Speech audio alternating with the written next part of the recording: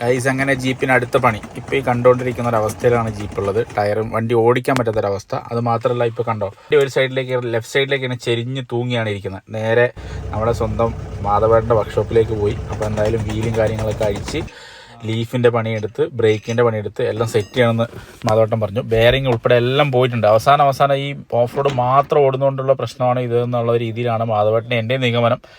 അങ്ങനെ ആദ്യം വീൽ ബെയറിങ്ങും കാര്യങ്ങളൊക്കെ മാറ്റുന്നതിൻ്റെ ഭാഗമായിട്ട് വീലൊക്കെ ഒന്ന് അയച്ചു. ബ്രേക്ക് ഒന്ന് സെറ്റ് ചെയ്ത് റെഡിയാക്കാനുണ്ട്. കുഞ്ഞുണ്ണി ഇനി ബ്രേക്ക് കുറവാഞ്ഞാൽ വണ്ടി ഓടിക്കാൻ പറ്റില്ല എന്ന് പറഞ്ഞു. ഞാൻ ഇല്ലാത്ത സമയത്ത് അവനാണ് ഓടിക്കുന്നത്. അപ്പോൾ ഇതുകൊണ്ട് ഈ കാണുന്ന പോലെയാണ് ബെയറിങ്ങിൻ്റെ ഒക്കെ അവസ്ഥ. തരിപ്പണമായി പോയി. അപ്പോൾ ഇതുപോലെ ഗ്രീസ് ഒന്നും ഇല്ലാതെ കുഴഞ്ഞ് മറിഞ്ഞ് കിടക്കായിരുന്നു. അങ്ങനെ മാധവേട്ടൻ ഡീസലൊക്കെ ഉപയോഗിച്ച് അടിപൊളിയായി കഴുകി വൃത്തിയാക്കി ശേഷം നമ്മുടെ സ്പിന്നിങ് മാറ്റാൻ വേണ്ടിയിട്ട് ഈ ഡൂം കിറ്റും ടയർ ഗാറ്ററൊക്കെ ഇട്ട് സംഭവം സെറ്റ് ചെയ്തിരിക്കുകയാണ്. അപ്പോൾ ഇനിയിപ്പോൾ ഈ ഒരു പ്രശ്നം നമ്മുടെ വണ്ടിക്ക് ഉണ്ടാവില്ല. അതെല്ലാം ദ്രവിച്ചോ എൻ്റെ പ്രശ്നമായിരുന്നു. പിന്നെ വീൽ ബെയറിംഗ് ആണ്. വീൽ ബെയറിംഗ് ഒക്കെ വളരെ നാശകോശമായതാണ്. വീൽ ബെയറിംഗിൽ അതൊക്കെ ഗീസൊക്കെ തേച്ച് സെറ്റ് ചെയ്ത് നല്ല ക്വാളിറ്റി ആക്കി സ്റ്റോക്ക് കണ്ടീഷനിലേക്ക് പോയി എന്നൊക്കെ നമുക്ക് വേണമെങ്കിൽ വിശേഷിപ്പിക്കാം. ആ കാലത്ത് സ്റ്റോക്ക് കണ്ടീഷൻ ഇങ്ങനെ ആയിരിക്കുമല്ലോ. അപ്പം എല്ലാം എടുത്ത് ബാക്കി കാര്യങ്ങൾ കമ്പോണൻസ് ഒക്കെ ഫിറ്റ് ചെയ്തു സെറ്റ് ചെയ്തു.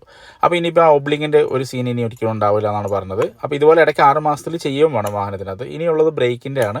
അപ്പോൾ ബ്രേക്കിൻ്റെ ലൈൻഡർ കട്ട് ചെയ്ത് പഴയത് പീസ് എടുത്ത് മാറ്റി രണ്ടാമത് പുതിയ വെക്കുകയാണ് ചെയ്യുന്നത്. നമ്മൾ ഫുള്ളായിട്ട് പോയി ബ്രേക്ക് പാഡ് മേടിക്കുകയല്ല ചെയ്യുന്നത്. പാഡ് അല്ലാതെ സെപ്പറേറ്റ് ഇടും. നമ്മുടെ പാഡിൻ്റെ അവസ്ഥ ഇത്രയും മോശമായിരുന്നു. അപ്പോൾ ഈ കാണുന്ന പോലെ ഒരു രീതിയിലാണ് ഇത് സെറ്റ് ചെയ്യുന്നത്. രണ്ടാമത് പാഡൊക്കെ അടിച്ച് സെറ്റ് ചെയ്തപ്പോൾ ഇതാ ഈ രീതിയിലുള്ള ഒരു ബ്രേക്കും കാര്യങ്ങളും പാഡൊക്കെ ആയി സെറ്റായി. ശേഷം ഇനി എന്താണെന്ന് വെച്ചാൽ നമ്മുടെ ഒരു വണ്ടി ചെരിഞ്ഞു പോയില്ലേ, അത് ഈ ലീഫ് കട്ടായി, മെയിൻ ലീഫ് 2 കട്ടായി പോയതിൻ്റെ ഭാഗമായിട്ടാണ് അങ്ങനെ സംഭവിച്ചത്. അപ്പോൾ അത് നമ്മൾ പുതിയത് 2 വാങ്ങിച്ചു. ബാക്കി ഞങ്ങളും മാധവേട്ടൻ തന്നെ കട്ട് ചെയ്ത് ഉള്ളത് തന്നെ അഡ്ജസ്റ്റ് ചെയ്ത് തരികയാണ് ചെയ്തത്. മാധവേട്ടൻ അങ്ങനെ ഒരു പ്രത്യേകത ഉണ്ട്.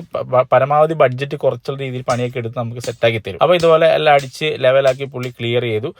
ഇപ്പോൾ ഇത്രയും ലെയർ അല്ലെങ്കിൽ ഇത്രയും പ്ലേറ്റുകൾ വരുന്ന രീതിയിലുണ്ടെങ്കിലാണ് നമ്മുടെ ലോഡ് കപ്പാസിറ്റിക്ക് അനുസരിച്ച് നമുക്കത് കൊണ്ടുപോകാൻ സാധിക്കുള്ളൂ. അങ്ങനെ എല്ലാം അടിച്ച് സെറ്റ് ചെയ്തു. അങ്ങനെ ആ ഒരു ഭാഗവും കൂടി ക്ലിയർ ചെയ്ത് നേരെ നമ്മുടെ സെറ്റ് അടിച്ച് കയറ്റിയിരിക്കുകയാണ്. കയറ്റി ലെവലായി. ഇനിയിപ്പോൾ വണ്ടി ആ ഒരു ബാലൻസിങ് സെറ്റായി നിന്നിരിക്കുകയാണ്. പ്രശ്നമൊന്നുമില്ല. ഒരു സൈഡില്ല. ഇപ്പം നേരെ മോഹൻലാലിൽ നിന്ന് നേരെ മമ്മൂക്കാനിലേക്ക് പോയി എന്നുള്ള രീതിയിൽ നമുക്ക് വേണമെങ്കിൽ വിശേഷിപ്പിക്കാം. ആ രീതിയിൽ കംപ്ലീറ്റ് ആയിട്ട് സെറ്റാക്കി. ഇനിയിപ്പോൾ ഉള്ള അടുത്ത എല്ലാ പണികളും ഏകദേശം കഴിഞ്ഞു. മെക്കാനിക്കൽ വർക്കും കാര്യങ്ങളൊക്കെ കഴിഞ്ഞു.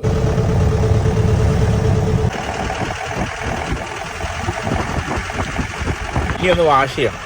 അങ്ങനെ വണ്ടി വാഷിങ്ങിന് കൊണ്ടുപോയത് എൻ്റെ വീട്ടിൽ നിന്ന് ഏകദേശം 10 കിലോമീറ്റർ അകലെയുള്ള സർവീസ് സെൻ്ററിലേക്കാണ്. അത് വണ്ടി ഭ്രാന്തന്മാർക്ക് മാത്രം മനസ്സിലാകുന്ന ഒരു മാജിക്കാണ്. ഇത് മിക്കായിൽ എന്ന് പറയുന്ന സർവീസ് സെൻ്ററാണ്. ഇവൻ്റെ സ്വന്തം വണ്ടി കഴുകുന്ന പോലെയാണ് മെൽവിൻ വണ്ടി കഴുകുന്നത്. അതുകൊണ്ടാണ് 12 കിലോമീറ്റർ ട്രാവൽ ചെയ്ത് മെൽവിൻ്റെ എടുത്തുകൊണ്ട് ഞാൻ വണ്ടി വാഷ് ചെയ്തത്. അപ്പോൾ എന്തായാലും വാഷ് ചെയ്ത് കുട്ടപ്പനാക്കി മെൽവിൻ തന്നിരിക്കുകയാണ്. അപ്പോൾ thank you Melvin, thank you guys, by.